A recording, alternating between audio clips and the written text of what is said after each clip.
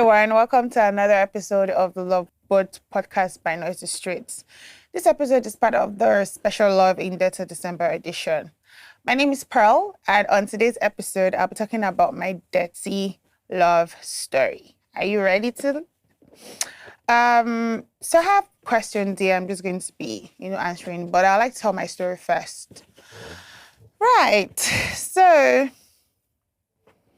I used to have a friend, well, a long time ago, used to. And you know how your friend would tease about you having no boyfriends or like no male friends around. And then it's like, oh, she's gonna hook me up with one of her friends. I'm like, oh yeah, cool. That's, fine. Let's see how that works or like how that's gonna be.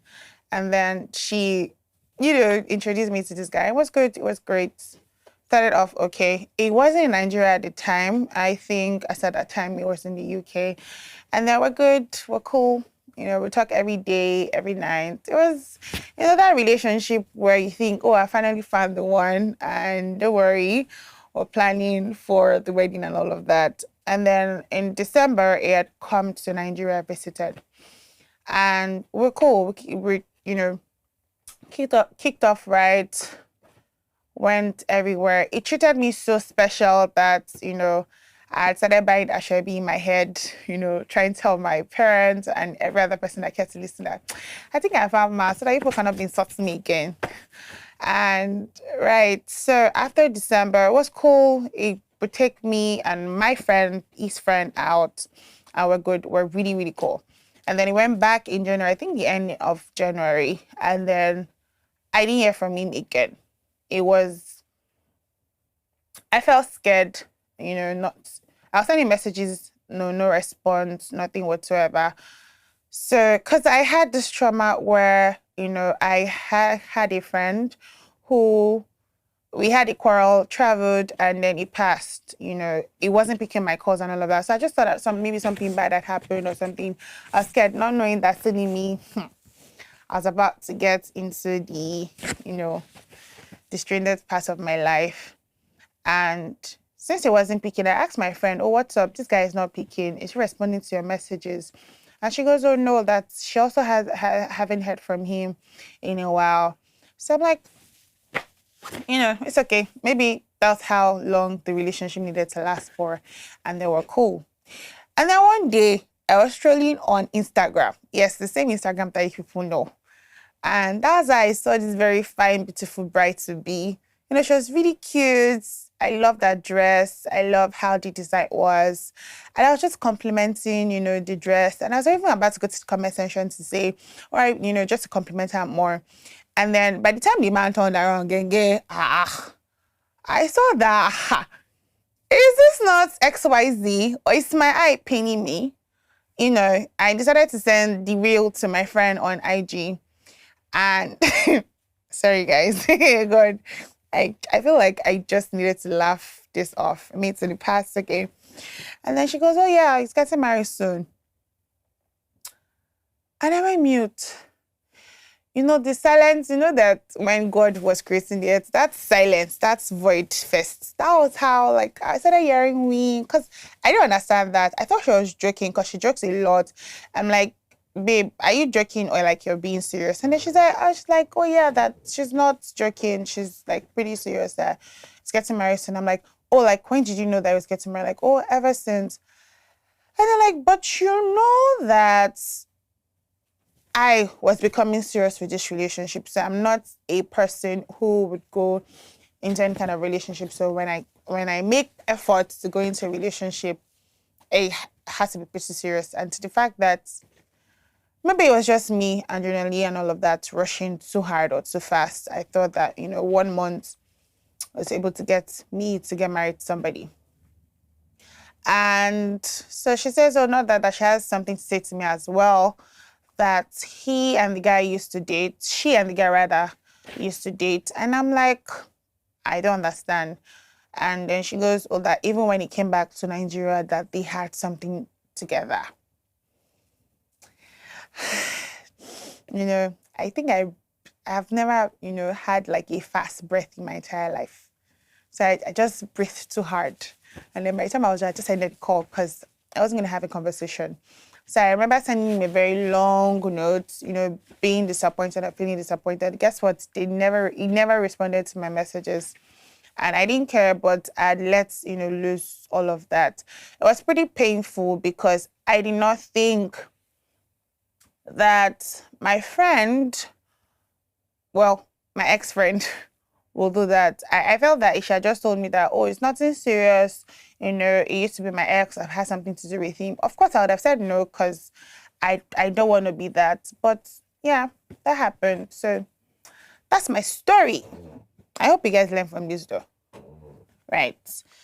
So I have some questions here that these people want me to answer. And I'm just going to be as honest as I can be. One question. What were some of the red flags you noticed with your partner and your friend Ellie, but you feel that she may have ignored? I would say that they were too close for my liking whenever we went out.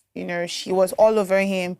But I have male friends that I really like my G's and were really tight. And then, before they got married, we were like that. So I just thought that, good friends who have known each other for the longest. So I didn't think, but I think that it was after everything happened and I knew that, that could have been it, and yeah,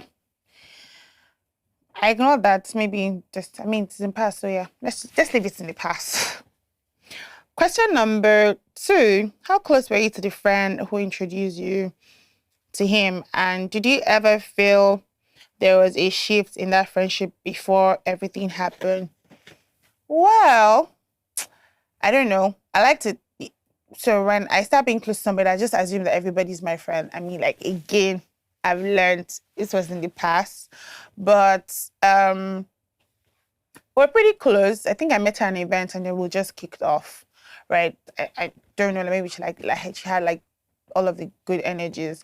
But I remember that she had met some of my friends and that they really didn't like her, but I don't know how. I don't think there was any shift in... Oh, I remember now. I think that she was this person that always, what's that word? Not kept to herself. I don't know if stingy is the word, but for lack of a better word, I think one of the issues I had with her, she was never really that person who would give stuff first. But, before the whole thing happened, I think nothing really. It just happened. And yeah, we let go. The next question. What were the qualities or boxes it ticked that made you believe it was good for me? I won't lie. I'm waking up to let's go have breakfast. Yes, these are small things, but it really meant a lot to me. Let's go have breakfast, and then we had a chauffeur when he came back, and then they'll come pick me up. It was good. Or have breakfast, and then in the evening work, somewhere chilling. The little things. I think that's what got me. It wasn't, honestly, I don't remember him giving me money. So for you people that think that it was for the money, no, it wasn't. It was just the little things of, well, let's go have coffee. Well, yes, the address. I'll have my chauffeur come pick you up. It was so good. It was so mushy. Me that have suffered for love. So I saw somebody that, showed me small interest. And I lose guard. But, we're guarded now. Next question is, which heartbreak is more painful? Whew. So I think with my friend, because to be honest, I really didn't know the guy well. We're getting to know each other. And I think that it was more of a situationship than an actual relationship. Maybe because of the fact that I didn't really look at the red flags, if there were any, or I really didn't focus on them.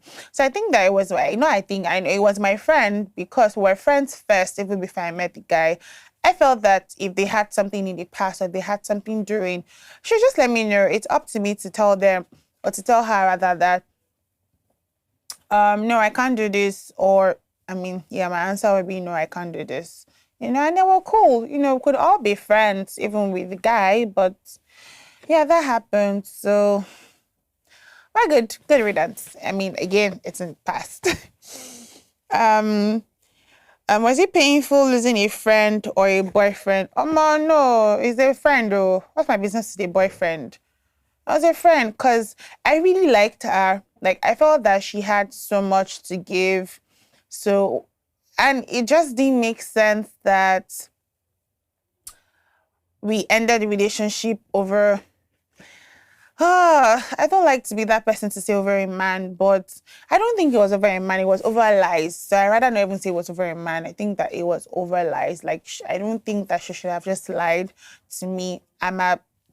Well, the relationship me and her had was maybe for 3 years. I just felt that she should have just let me know that, okay, babe, this is the situation, like I said, and then maybe it would have been cool.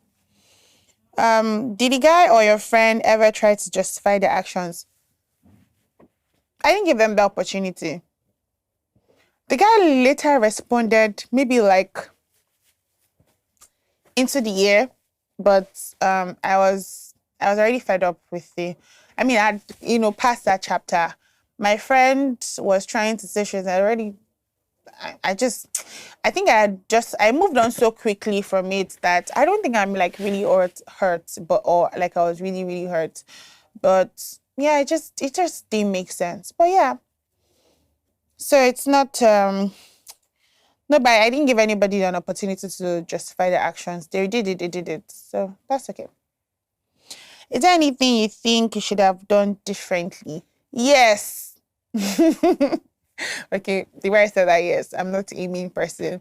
But yes, I think that I should have spoken to her about her being like all mushy mushy with my friend or with the said boyfriend at the time.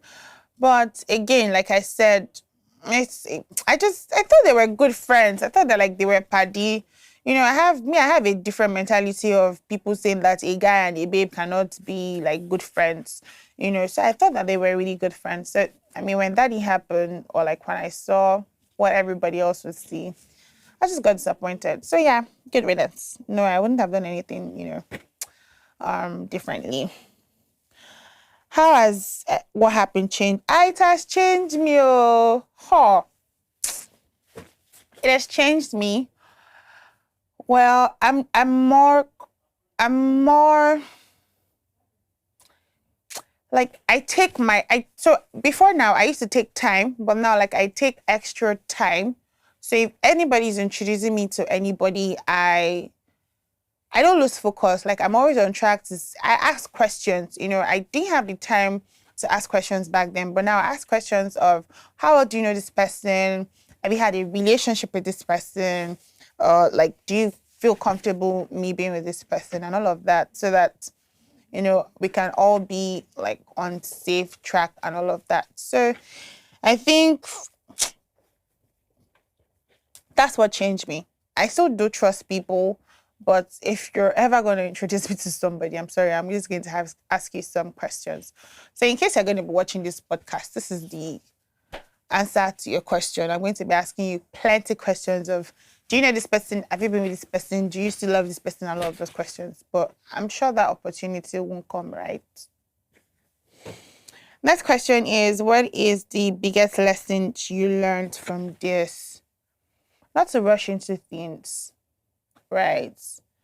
Not to rush into things. I think because, like I've been fed with things like this from different corners of how my friends would tease me to say, oh, you don't have a boyfriend, or like, we don't even know who you're going out with, or, things like that. I think it just got to me. I'm like, okay, you know what? I think I can be with this person.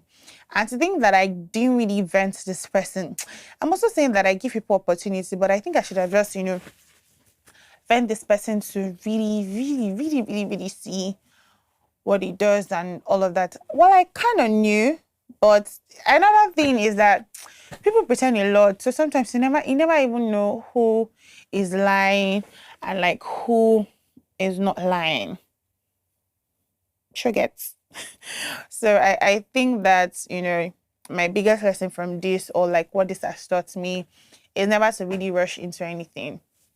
And I just take my time. Doesn't matter how old I am, or if My mother is disturbing me to get a man, like a husband.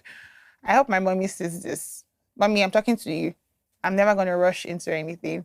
But I think that I'm never really going to rush anything, not even just relationship wise. I think, life generally, never to rush into anything. Just take my time, vet it.